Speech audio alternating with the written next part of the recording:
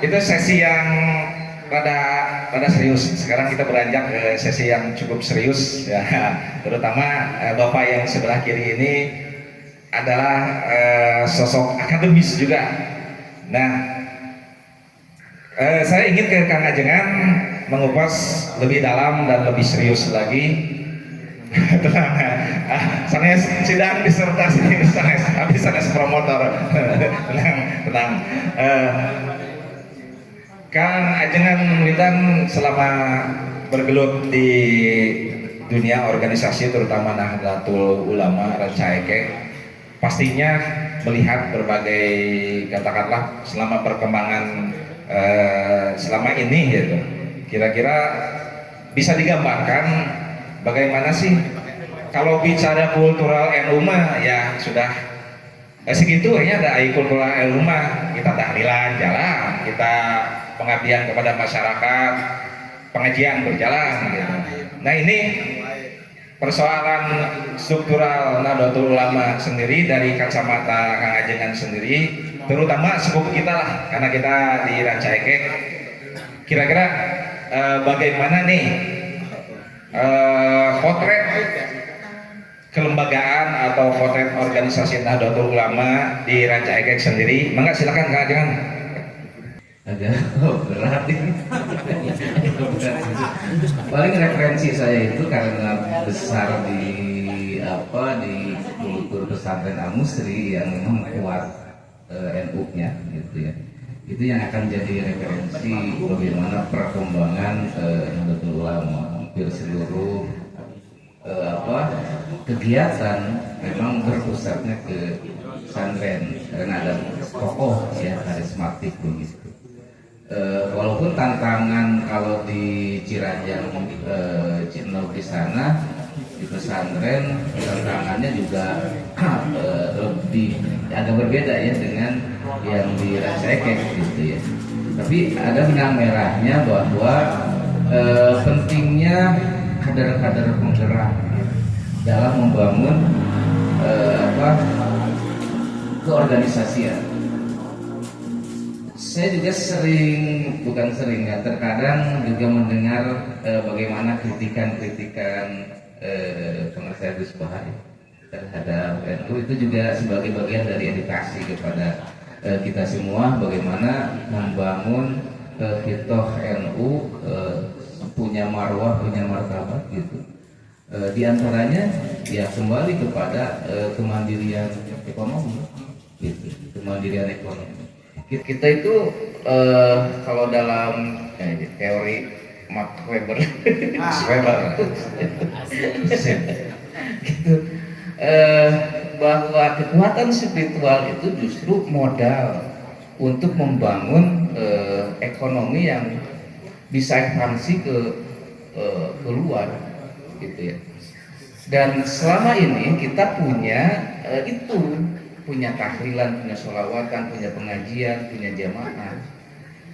Seolah-olah dengan dengan kegiatan itu tidak berdampak kepada atau tidak ada relasinya dengan pertumbuhan ekonomi. Padahal dulu para Marxis kan jadi pelopor kebangkitan ekonomi. Ya. Kemerdekaan itu salah satunya harus ada kemandirian ekonomi. Dan tantangannya lebih besar lagi, ada penjajah. Nah ini yang memang ya harus dirembukan lah, secara umum saya mengapresiasi perkembangan NU di Rancaikek. Ya. Ada banyak hal yang berkembang, seiring dengan itu tentu ada perbaikan-perbaikan dari semua sektor. Mungkin begitu ya, sementara walaupun belum disirkan juga tajam lagi. Ya, tadi ada yang menarik dari persoalan tentang ekonomi, karena ini labelnya adalah perekonomian, membangun perekonomian, tagline atau tema perbincangan kali ini. Sebetulnya kalau melihat ya bukan bermaksud kita membanding-bandingkan antara organisasi kita Nahdlatul Ulama dengan organisasi lain yang punya corak perekonomian yang lebih tinggi kadang-kadang. Nah, menurut Kang Ajengan sendiri di Rancaikek kira-kira apa yang paling dibutuhkan dari segi pertanian ya, pengembangan pertanian, hubungannya dengan ekonomi dan hubungannya dengan keorganisasian, apa kira-kira yang dibutuhkan dari perspektif atau konteks perekonomian pertanian gitu? Iya, untuk saat ini pendampingan para petani supaya masuk pada level sejahtera, tidak kurang atau istilah nama tidak tercukupi pangan, itu saja sudah jadi PR ya, untuk saat ini dengan kondisi lahan pertanian yang produktivitasnya berkurang dan luasannya juga berkurang. Maka saya ingin nyambung dengan LPNU ya, gitu. Silakan. Jadi Iwan ya, ketika petani itu produksi, kan kalau nilai jualnya itu ditingkatkan, maka akan tumbuh ekonomi. Istilahnya macam orang lembur mah tong jual basuh atau jualnya beras kan gitu ya. Jadi butuh memang forum untuk menyamakan persepsi ini, kemudian ada yang mewadiahi untuk kemudian dikumpulkan hasil tani, kemudian nanti dihubungkan dengan pasar. Ya. Sekarang jamaah NU saja ya, untuk tidak jauh-jauh lah, tahunan saja untuk zakat fitrah 1 jiwa 2,7. Ya. Sekarang pengurus saja, kalau misalkan yang aktif di setiap ranting itu 5, kemudian berapa desa ya, dikalikan belum warganya, kemudian itu pasokan satu soknya itu disediakan oleh LPNU, dari LPPNU atau dari forum petani, kan itu cukup membantu untuk meningkatkan daya jual, nilai ekonominya. Nah, hal-hal yang semacam itu memang harus berangkat dulu dari perubahan pola pikir, baik dari petani ataupun dari konsumen. Konsumennya, petaninya bukan siapa-siapa, jamaah nahdliyin. Nah, itu yang belum ya ada lingkar ya, kemudian mempertemukan itu, gitu ya. PR kita bersama. Siap. Jadi kedepannya mungkin yang paling dari substansi yang saya tangkap berarti kita harus menciptakan ekosistem jejaring kerjasama secara lembaga. Salah satunya corak perekonomian pertanian, nanti nyambungnya ke LPNU. Nah, jadi kebayang yang garap yang produktivitasnya di LPPNU, nanti yang bagian pemasarannya siapa lagi kalau bukan LPNU ya. Oke, beranjak kita ke Kang Ivan nih, tadi menyimak apa yang dikemukakan oleh Kang Ajengan Dian gitu. Nah, kira-kira apa program kedepannya yang nyambung tadi dengan, mungkinkah kita bikin helalan gitu atau ya perlu juga gitu ya kita bisnis mengembangkan, kan kalau LPNU lembaga perekonomian otomatis perspektif pemikirannya itu bagaimana cari untung, bagaimana cari cuan. Di samping tadi kan udahnya LPPNU sudah membina, walaupun dalam skup kecilnya itu kita membina jejaring di grup WhatsApp grup ya, yang sudah mempertemukan antara pelaku ekonomi A dengan pelaku ekonomi B dan berbeda jenis produk dan jasanya. Nah, dengan corak pertanian sendiri, kira-kira apa prospek kedepannya nih yang tadi nyambung gitu dengan LPPNU dan LPNU? Silakan Kang Ivan. Ya, saya juga Kang Adi kan untuk di struktural NU ini baru ya, tapi sambil belajar. Saya menilai organisasi kita itu organisasi terbesar mungkin ya. Tadi 2. Tapi dilihat dari ekonominya kenapa belum besar? Itu. Nah, kalau menurut saya mungkin ada istilah apa? Tak kenal maka tak sayang, apa? Itu yang pengalaman saya dijalankan di LPNU. Kenapa? Karena kita itu tak kenal, kita tak sayang satu sama lain nahdliinnya. Makanya berjalan sendiri-sendiri. Tak kenal maka taruh. Nah, seperti itu benarnya. Nah, untuk menyikapi itu juga, ya saya mendukung dan menangkap sinyal dari pangar saya, bagus sekali, bagus sekali. Seperti itu nanti kan istilahnya bisa meningkatkan dari penghasilan petaninya juga ya. Nah, kita pasarnya siapa? Ya kita justru pasarnya sudah ada. Karena apa? Kita jamaah terbesar. Kita punya modal, kepercayaan, jamaah besar sampai ke ranting-ranting, anak ranting bahkan. Nah, itu yang jadi PR besar kita. Bagaimana biar mereka tahu nih ada produk beras teh nanti di sini di LPMU, misalkan ini hasilnya dari LPMU, dapat dari LPMU. Yang mudah-mudahan ke depan ya LPMU kita mendirikan koperasi lah. Yang anggotanya dari mana? Ya pertama mungkin anggota LPMU yang sekarang ada cireng, ada roti, ada soto. Nanti belanjanya ke koperasi kan bisa mungkin seperti itu. Ditambah sekarang sinergi sama LPPMU. Misalnya LPPMU Pak Ipan ini ada beras nih. Ya mungkin saya sebelum keluar ya kita perputaran ekonominya gimana biar berputar dengan cengkeh. Ya kita mungkin harus mendekati ya jamaah tadi kayak muslimat, papaya, ranting-ranting. Yuk kita bareng-bareng belanja. Ini program LPPNU menyediakan beras. Yuk bisa di sini bisa belanja di sini enggak. Jadi itu mungkin yang mudah-mudahan Pangarsa bisa terlaksana gitu ya. Seperti itu Kang Adi. Tapi gini Kang Ipan ya.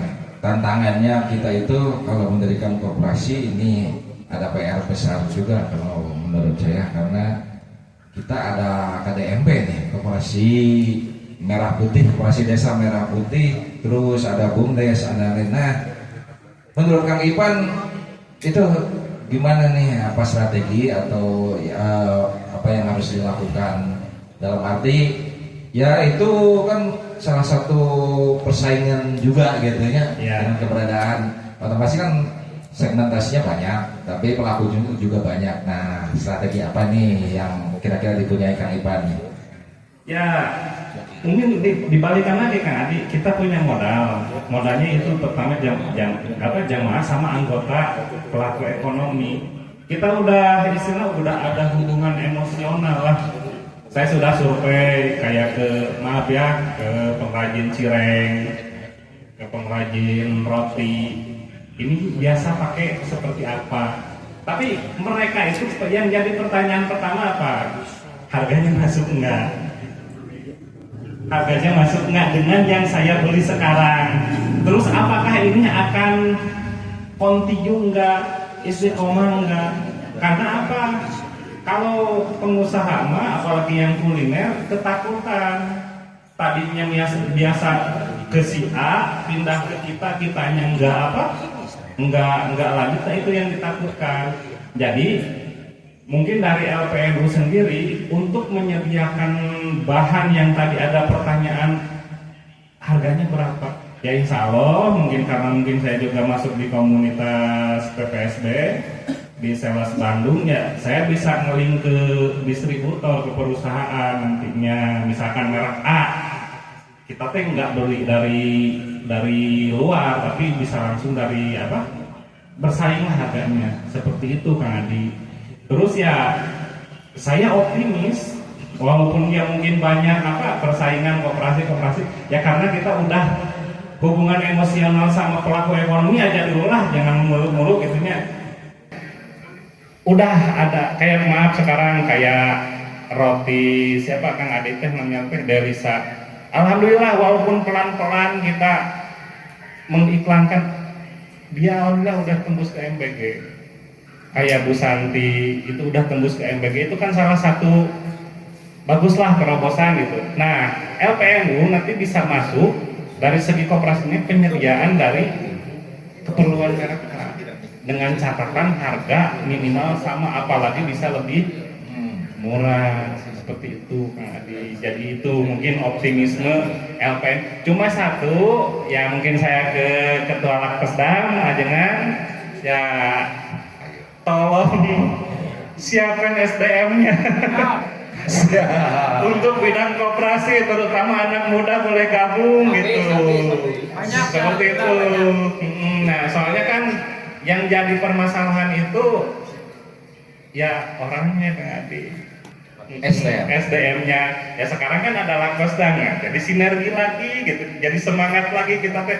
Oh tadi sama LPPNU nyambung sama Lakbesdang.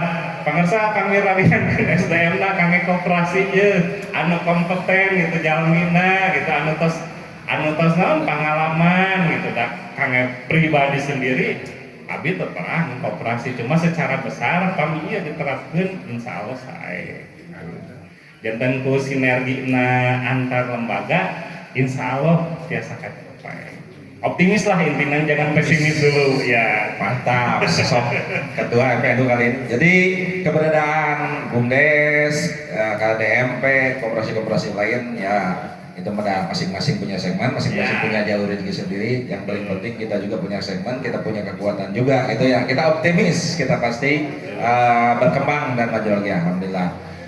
Terakhir mungkin ya, tadi setelah percakapan pada intinya adalah membangun perekonomian warga NU. Udah kalau dibahas mah Pangersa mungkin 2 SKS juga tidak cukup gitu ya.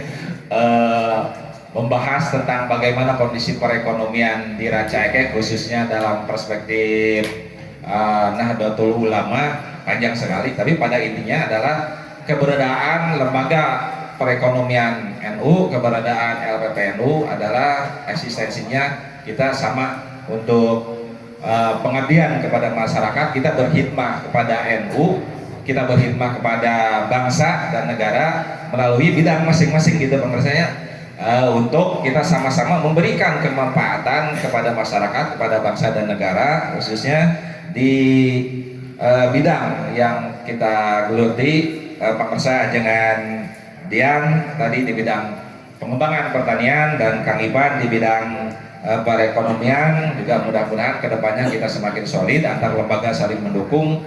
Dan mungkin sebagai closing dan kesimpulan juga disampaikan Kang Ajengan kira-kira yang paling mendasar kita ini sebagai closing statement dan juga kesimpulan, terutama di bidang pengembangan perekonomian kedepannya.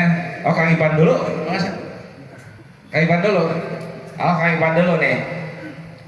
Saya ingin Kang Ipan closing statement dan juga kesimpulan kira-kira selama Kang Ipan bergelut di bidang memenah kodawi LPNU, persoalan yang paling gitu, iya teh ada sebetulnya gitu tapi gitu, yang paling itu ya curhat juga boleh lah gitunya.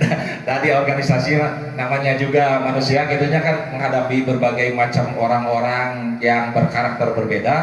Kira-kira persoalan yang paling mendasar sebetulnya sudah ketemu titik solusi dan ininya, tapi ya bayangkanlah Nahdlatul Ulama sebegitu besar, sebegitu banyak, tapi nah gitu ke batur maksudnya gitunya, tapi nah belum berkembang khususnya di Ranca Ekek. Padahal saya itu sudah melakukan A, B, C, D, E gitunya. Nah, juga sebagai autokritik bagi kita, mudah-mudahan termotivasi untuk maju juga. Panggeuing lah cek bahasa Inggris nama gitunya. Kira-kira persoalan apa yang paling mendasar yang sudah saya temukan jawabannya perlu sudah dilakukan juga, tapi mending saya teuing gitu. Dan ya begitulah Pak. Silakan Pak. Jadi begini mungkin Adi, kita besar, kita lembaga yang mungkin sebagai pelaksana besar ya, tidak saya besar ya, bukan kita, saya juga besar.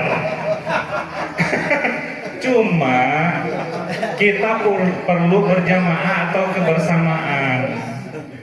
Contoh satu di sini aja, yang ada hadir di sini udah subscribe belum YouTube-nya LPNU sama TikTok-nya LPNU. Nah itu salah satunya. Udah, alhamdulillah. Ya saya kalau yang udah alhamdulillah, tapi yang belum, nah itu salah satunya kekuatan karena dari bidang ini pun nanti menghasilkan juga. Terus yang kedua, kita lembaga itu pelaksana. Kita kan punya, punten maaf, sesepuh. Sesepuh itu sakti kalau menurut saya ucapannya. Jadi jamaah itu nantinya kan samina wa atona. Nah, yang saya mau minta dibantu sama sesepuh yang ada di Ranca Ekek, yang ada jamaah, khususnya mungkin untuk LPNU ya. Contohnya, sisipkanlah doa pasti. Sisipkanlah ya semacam iklan mungkin ya. Tolong kalau mau ada hajatan atau apa, belanja airnya di LPNU. Rekomendasikan betul. Sekarang udah tersedia di desa-desa. Cangkuang ada Kang Hafid, Sangiang ada Kang Mustafa, di Jelgong ada Pak Mahendra.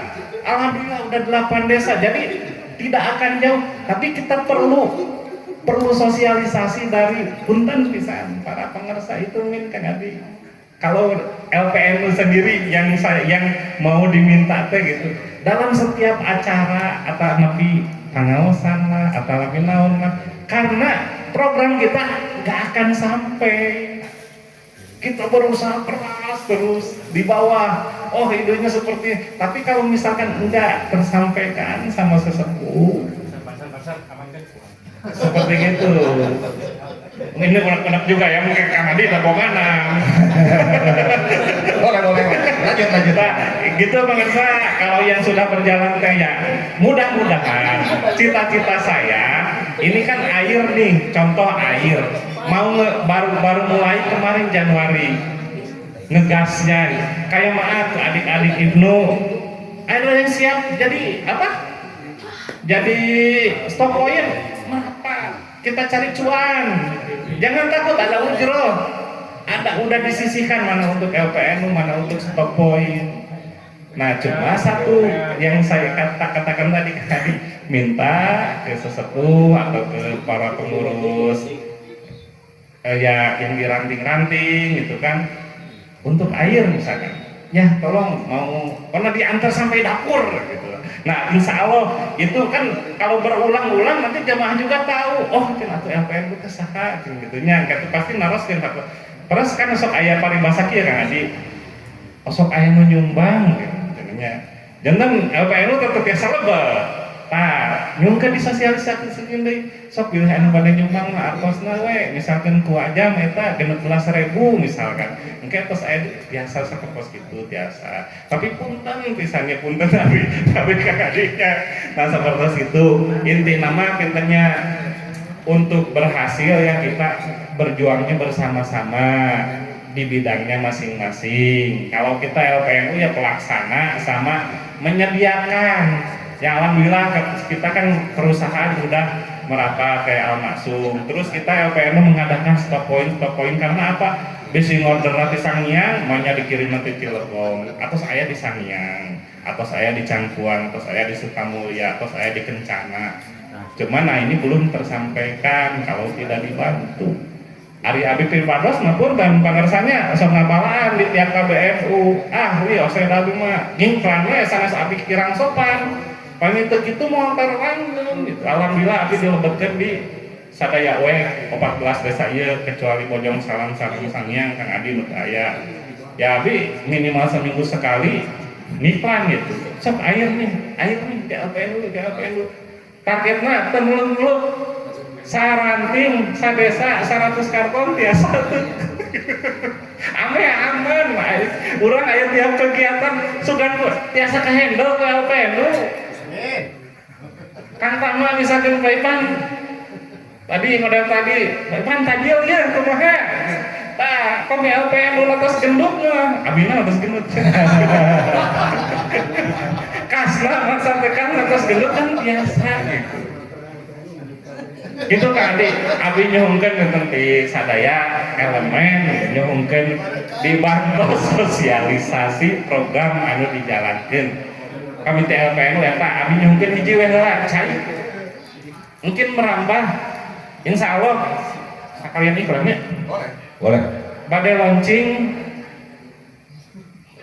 mudah-mudahan ini bade launching kerjasama LPNU sareng pelaku ekonomi dina bidang naon pembayaran. Kan tiasa kayak nu mayar listrik ke LPNU, mayar wifi ke LPNU, paipan batina sabaraha ngan 500 satu kali transaksi.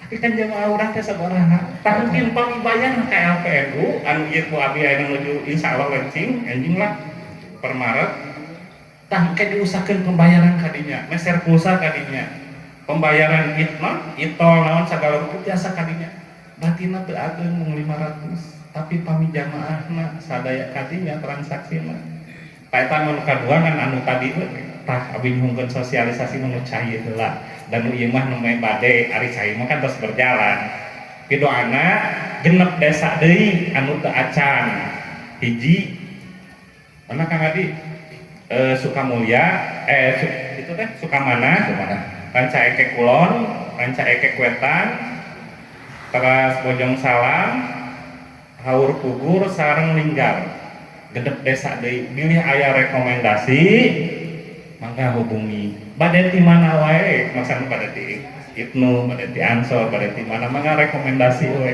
urang gaskeun tiap desa tos aya ame mungkin raos sosialisasi tika sepuhan oke sok ke LPNU di tiap desa tos aya sakitu bingung Kang Adi di abdi harapan abdi Haturun Kang Ipan, pangesa cerita Kang Ipan tadi agak berbau-bau curhat, berarti katawis begitunya titik permasalahan-permasalahan yang selama ini bergolak di Ranca Ekek, terutama di ranah Nahdlatul Ulama.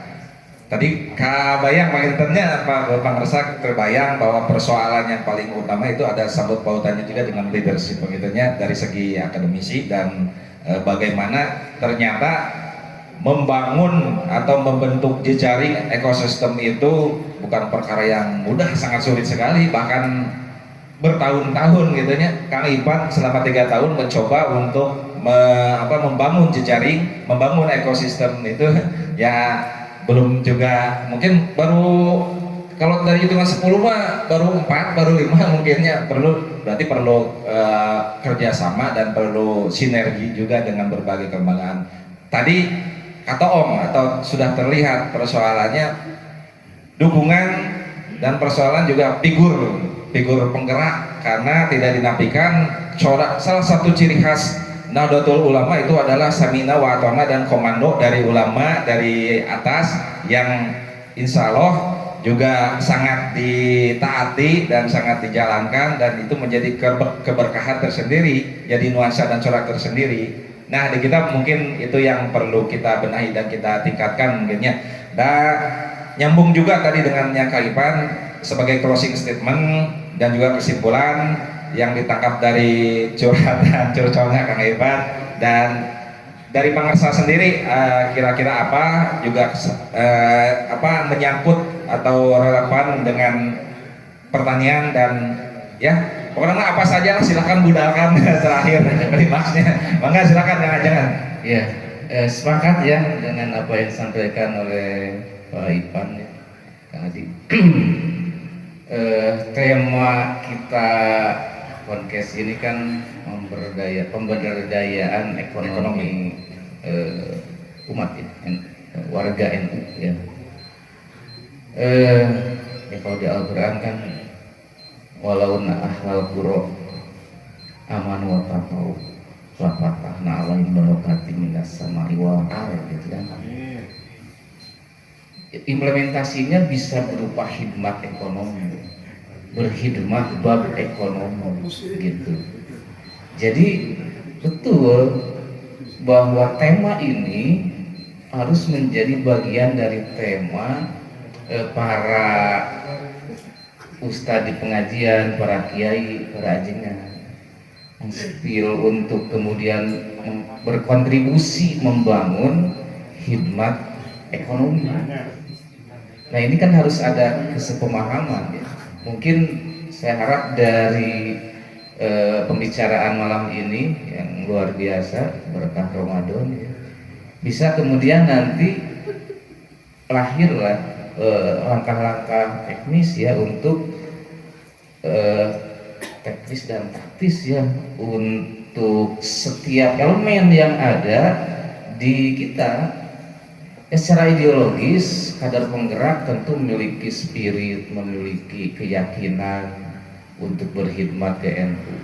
Tapi itu saja tidak cukup. Harus ada pembicaraan ataupun bimbingan ataupun merumuskan bersama bagaimana ya, langkah-langkahnya. Yang ini harus kompak gitu ya, harus kompak supaya tadi mata barokah pemberdayaan ekonomi teh karaosna kusadayana gitu, bukan hanya kan saya yakin LPPNU itu bukan perusahaan, bukan untuk memperkaya diri ya, justru mendampingi warga NU supaya perekonomiannya, kesejahteraannya itu meningkat gitu lah gitu. Nah ini kayaknya ngobrol kita itu jadi trigger saja ya, harus ada lanjutannya. Siap. Ya. Itu mungkin sepakat ya, lanjut. Mangga, alhamdulillah. Ya, hadirin pangdesa ajengan Wildan, panjang sebetulnya greget. Menyambung, banyak sambungannya, kaitannya, ternyata betul kata Kak Ajengan. Jadi trigger untuk selanjutnya mungkin kita akan selesai FGD artinya. Tapi perbincangan yang semakin terfokus di tema tentang perekonomian, ini sebagai spill pembuka aja dulu gitu ya.